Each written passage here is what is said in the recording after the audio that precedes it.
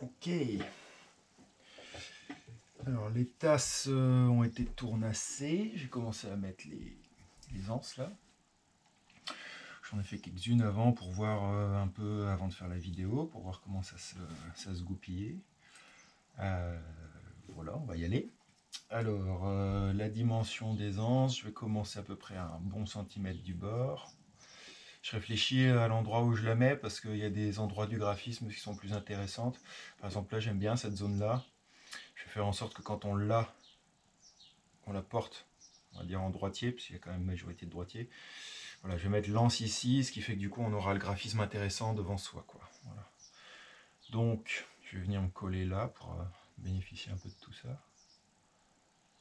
Voilà. Avec mon petit peigne, c'est un petit peigne à épingles que je me suis fabriqué avec des épingles de couture. Donc c'est deux petites épaisseurs de chaîne avec des petites épingles de couture. C'est bien parce que c'est bien pointu, ça résiste bien. Dans le temps, ça tient bien. Voilà, alors 5,5.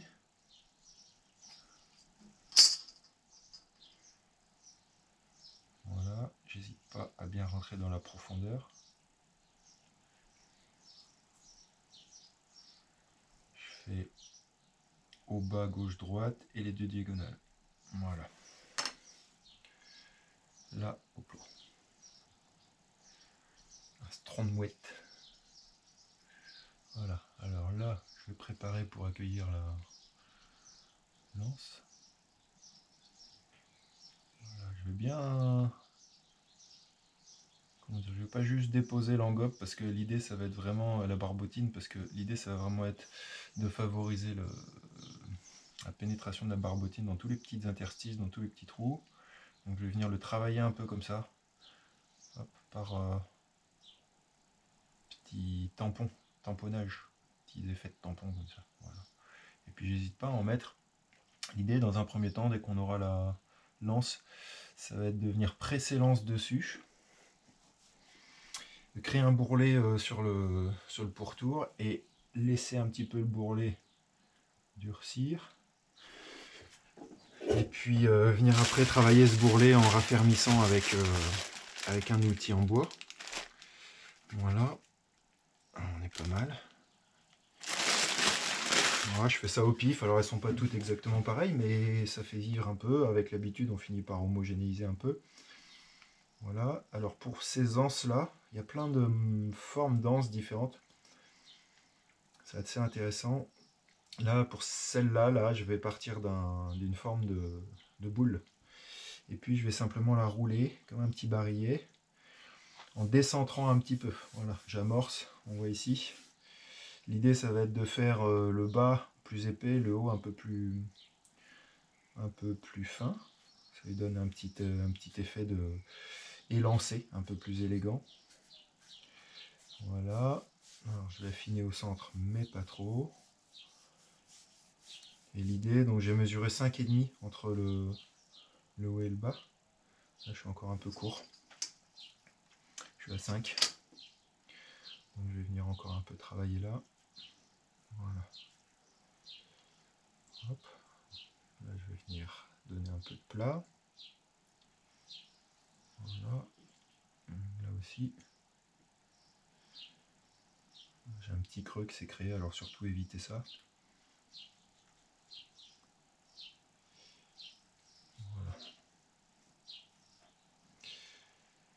Voilà. On a une bonne ébauche de forme. Je mets en forme pour voir. Donc là, on va voir le côté de la tasse. Je cherche une jolie forme d'oreille et du coup 5,5. Voilà, là c'est bon. Alors je mouille un coup. Hop, puis pareil. Je vais venir travailler avec le peigne.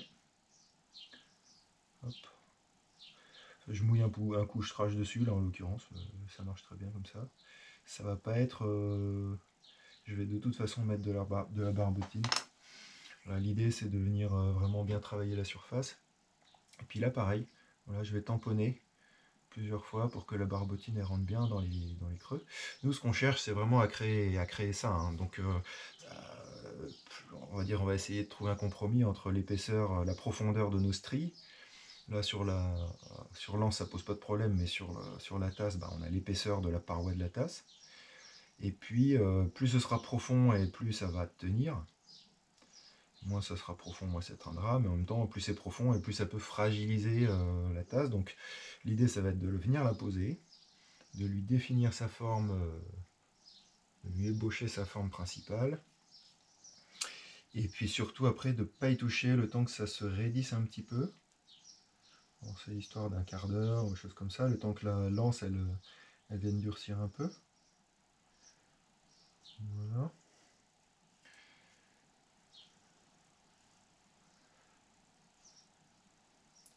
Donc là l'idée ça va être de pousser au maximum pour faire ressortir un petit bourrelet de terre de mon...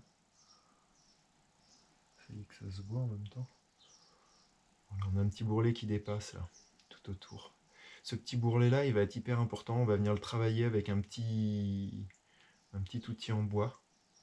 Voilà. Donc j'essaye de ne pas déformer trop ma section dense. Voilà. Et hop, alors là, je vais simplement lui redonner une petite forme. Vous voyez que je travaille avec l'anse verticale, parce que là, forcément, bah, ça tient pas. Ça vient juste être ventousé dessus. Et je vais, comme sur la table, là, les tasses qui sont en attente, je vais les poser sur des petites réglettes pour qu'elles soient calées. Le temps que ça vienne un petit peu se raidir. Voilà. Et puis, du coup, à consistance du cuir, ça va aller assez vite, hein.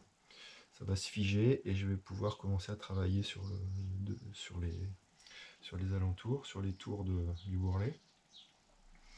Voilà, je pense que je suis pas mal là. Je regarde l'alignement comme ça. Voilà, je m'inquiète pas du tout pour les bourrelets pour l'instant, je les laisse en l'état. Je m'assure juste que, voilà, si j'appuie dessus, il n'y a plus cet effet ventouse là, que je suis allé vraiment au contact au maximum.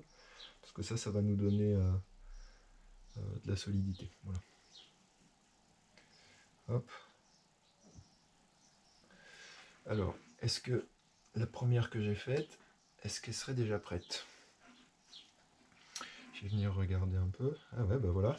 Au contact du reste, les petits bourrelets, là, elle est déjà un peu durcie. Un petit outil en bois ou un petit outil en métal. Je vais essayer avec un petit couteau comme ça. Voilà. Je vais venir. Donc je prends la moitié du bourrelet. Et puis, je viens vraiment l'étaler sur la tasse. Donc là, pour le coup, la majeure partie du temps, ce que j'ai remarqué, c'est que ça fendait parce que ben, justement, on laissait comment dire, des amorces de fente.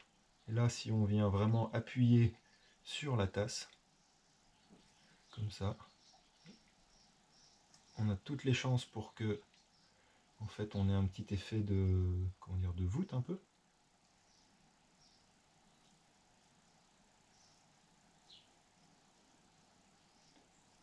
Et que la transition entre la tasse et la poignée et l'anse, elle se fasse par le biais d'une courbe. Donc là, j'ai fait le tour en prenant ce petit bourrelet et en le descendant. Là, j'en ai un tout petit poil. Je vais en rajouter là.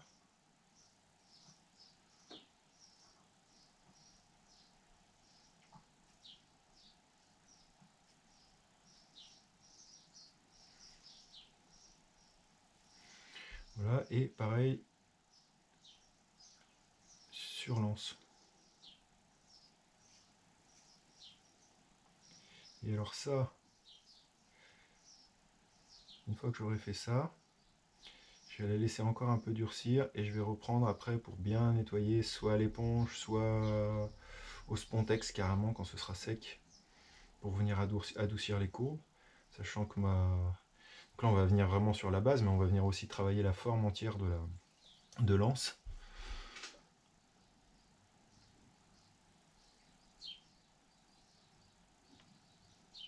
Alors ce travail là il est un petit peu fastidieux, il est un petit peu long, mais je trouve que ça vient bien finir la forme. Et si, comme ici, j'ai pas assez de bourrelet, bah, je vais simplement venir taper un peu dans la matière de mon anse. Que je vais redescendre, je vais bien l'appuyer, et puis pareil, faire comme ça. Voilà.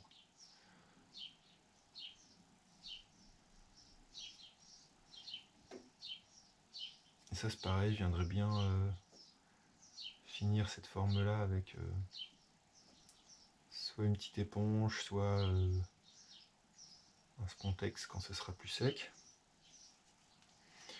Là on a quand même un truc aussi, c'est qu'on a de la porcelaine sur grès et sur grès noir, donc plus ce sera, comment dire, plus la jonction elle sera nette, moins on aura comme ça de terre tirée et plus ce sera joli.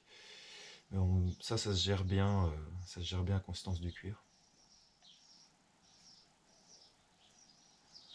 Voilà. En tout cas, c'est une bonne amorce déjà. Je vais pouvoir aussi un peu venir appuyer sur les bosses, redonner un petit peu de fluidité à l'anse. Voilà, pour venir vraiment affiner un petit peu la silhouette. Donc c'est tout par petites touches.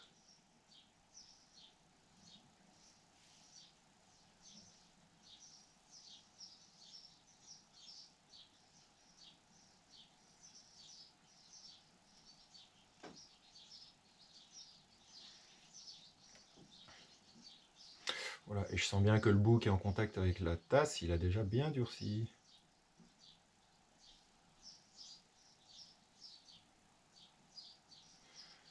Voilà. Je le travaille un peu pour éviter l'effet un peu de bulbe là. Voilà. Bon, ça c'est pas mal. On commence à être bon. Hop, prochaine étape avec une petite éponge. Moi j'aime bien utiliser cette forme là. Voilà, c'est un carré de mousse que j'ai coupé. Parce que du coup on a vraiment des angles comme ça qu'on va pouvoir aller mettre là.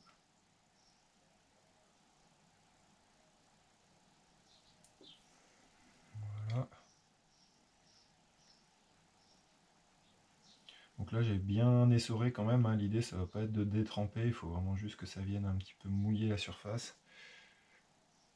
Voilà, ça crée un petit effet un peu nuage là autour là. Et puis ça je vais venir l'enlever après au spontex. En attendant, ça aura un peu aidé quand même au niveau du collage. En redonnant un tout petit peu d'humidité.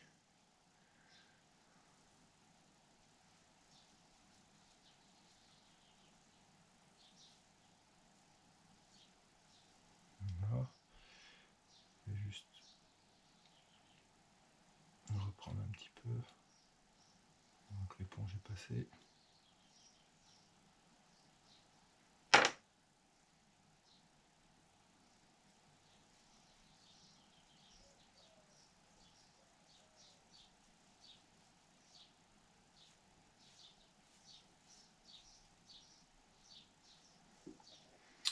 Voilà.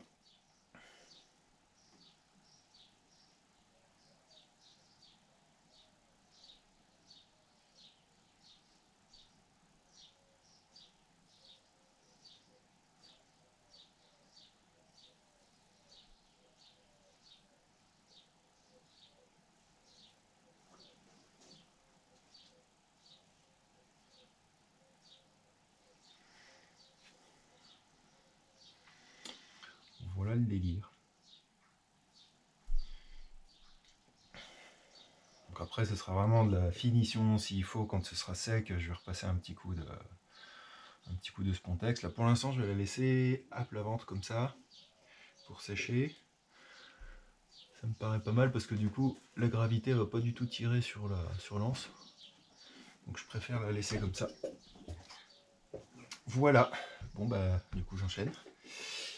Cette tasse là, vous avez vu comment ça sort. Et puis après, prochaine étape, séchage, biscuitage, émaillage, livraison. Voilà. Allez, à bientôt. Ciao, ciao.